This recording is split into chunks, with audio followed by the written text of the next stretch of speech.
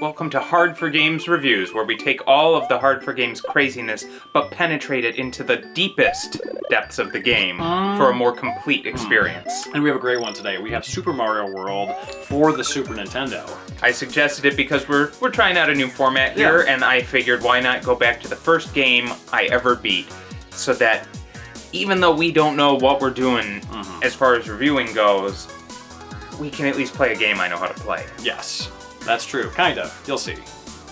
Shut up, Tony. So it is going to be difficult for some viewers to digest this next section because when I discuss story, it is my philosophy that you have to include spoilers to be able to discuss the thematic nuances of a narrative. So just be careful. I'm going to have Tony mark off this section when he edits the video.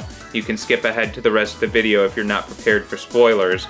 But basically, the story of Super Mario World, again, spoilers. They're coming literally right now. We warned ya! Bowser kidnaps Princess Toadstool. That's the story. It's pretty deep, isn't it? That's it. That's pretty much the story. It doesn't get much deeper than that. I guess it's kind of novel because it's not Donkey Kong that's kidnapping the princess. But, yeah, that's not really what's going to be getting you from level to level. The deep interpersonal narrative. Oh, I'm sorry. You also have to rescue Yoshi's egg children from the Koopa kids, so there's another layer. Next up, we have the gameplay. And realistically, this is everything that you know and love from Super Mario Bros. 3, except that it wasn't all a theatrical production and all a horrible lie, or a dream, like Mario Bros. 2. Super Mario World actually happened in real life. It's a thing that happened. Ask your history teacher. Except maybe don't ask your history teacher, because there are a lot of Yoshi genocide deniers out there. In terms of the actual gameplay, the platforming is really tight. Now, it's really everything that you would expect from a Mario title. It is the quintessential platformer, but there are a lot of little nuances to the gameplay that really make it different, and one could argue better than the previous installments. One could argue. Of course, there are different power-ups, but there's also Yoshi, and Yoshi was an instant phenomenon. Yoshi added a lot of gameplay mechanics that you didn't have before, and not only was there regular green Yoshi, but you could also unlock a bunch of different types of Yoshis that had different powers.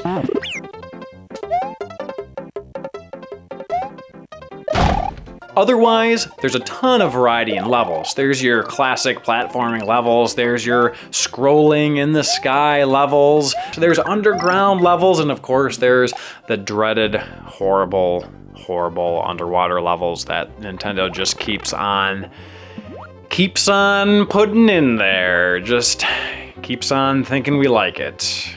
Just like the X-Men movies and Mystique. Just keeps on shoving it on in there as if it's something we enjoy. Now, all those different power-ups in Yoshi and the type platforming, it doesn't really sound that much different, but really, this game is greater than the sum of its parts. There's a lot going on, and legitimately, the gameplay is just damn fun. And yeah, it's a game that definitely challenged me when I was younger, and still when I play it now, especially out of practice, having not played it in a while, there are some close calls. The presentation of Mario World is absolutely top-notch. Despite being a launch title, it's really a fantastic looking game, at least partially because it plays to its strengths. It only does a little bit with the Mode 7, and it does look a little bit wonky when they do some of the Bowser zooms and things like that, but for the most part, just really, really crisp 2D graphics, and the levels felt a lot more like what they were actually trying to represent. And it really felt a lot more alive to me than anything on the NES did. Even honestly, when I look at like Mario 64, the look of that still sort of had this, we're developing this into something. It's not the final landing point of what a 3D Mario can be.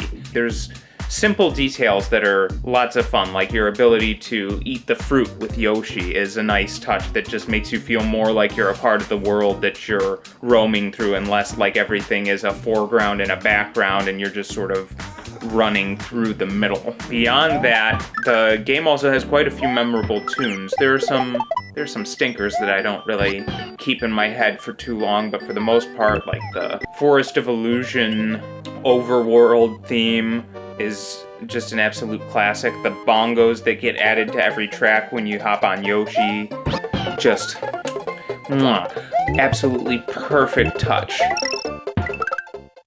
One of my favorite secret areas as a child was the top secret area, and this place was just a lifesaver of power-ups. Of course, another one was Star World. If you happen to stumble upon a star, warp, whatever it is that took you to this place, you were just treated to some extra great levels and the ability to warp around the overworld. When I was a kid, I thought this was the creme de la creme of secrets. But then I realized there was another layer. The Special Zone. Via Star World 5, if you find the secret exit, you are treated to a tubular, rad, outrageous, gnarly monument to the 80s and early 90s, at least the slang of the 80s and early 90s. It's so stupid, but it's just so incredible and amazing. Now, if you happen to either brute force your way or, like I did probably as a kid, cheat my way through this stage and beat it, you are treated to a seasonal change. It changes from, I think, spring to autumn in the overworld, and a palette swap, like a skin swap for the Koopas. They change from Koopas to like some sort of weird hybrid between Koopas and Mario / a baseball player that I never really understood, and you can like decapitate them, and it gets really weird. I didn't understand it as a kid. I thought replaying it I would understand it more. I don't. I don't know. Maybe leave a comment below if you know what this is. I don't know. I have no idea. Yeah, it's very unnerving. And for me, the secrets in the game were probably the main reason that this game actually was able to be one of the first that I beat, because I could not figure out for the life of me at that age what I was supposed to do in the Forest of Illusion. And I didn't have the internet, I did not subscribe to Nintendo Power, I did not have the game guide, so I was just completely lost every time I got into the Forest of Illusion. So discovering the Star World was what actually enabled me to beat the game, because I was just able to skip past the Forest of Illusion in the Chocolate Zone and go right up against Bowser. And looking back on it, I really honestly think that the Forest of Illusion is a metaphor for a vagina, and that I had to get through puberty before I would be able to conquer the Forest of Illusion. The parallels are obvious. I mean, Forest of Illusion, bush.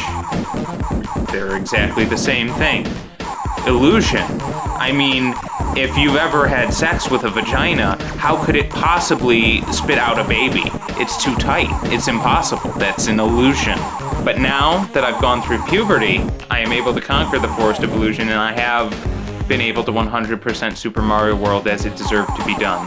And somehow a baby Koopa also came out of my girlfriend in that process. But I mean, when you're fucking the Forest of Illusion, you're going at it, and it's so tight, and you're like, there's no way a baby could come out of this, and you just rip the condom off, and it's a fantastic idea. Gentlemen, say hello to the good doctor.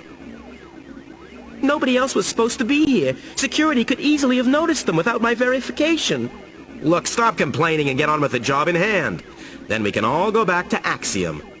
Guys, this is Tony here again. I'm so sorry you had to listen to that. That was really inappropriate. I didn't know that Richie didn't subscribe to Nintendo Power, and I've just been listening to it for the last 5 minutes here, just disgusted, just absolutely disgusted, and everything he's saying because he didn't subscribe to Nintendo Power. I subscribed later. I was like a 10-year. If you guys want to turn off the video right now, I wouldn't be offended. So sorry that you guys had to deal with this.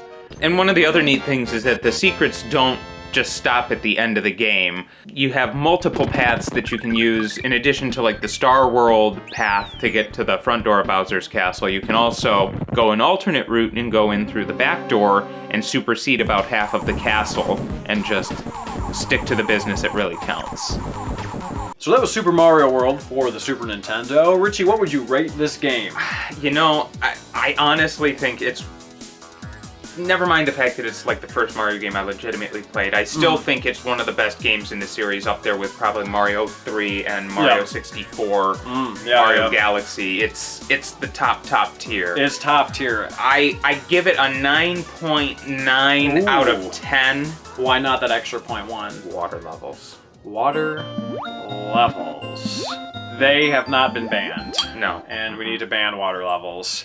Also, quick shameless plug, we have our t-shirt store up and running once again. If you like my attire today, still waiting for Zelda, go ahead and check it out. It's just another way to help support the show. You don't have to, we're still gonna do videos. I couldn't even figure out how to use the website. Yeah. I'm retarded. He's really retarded. I've been drinking.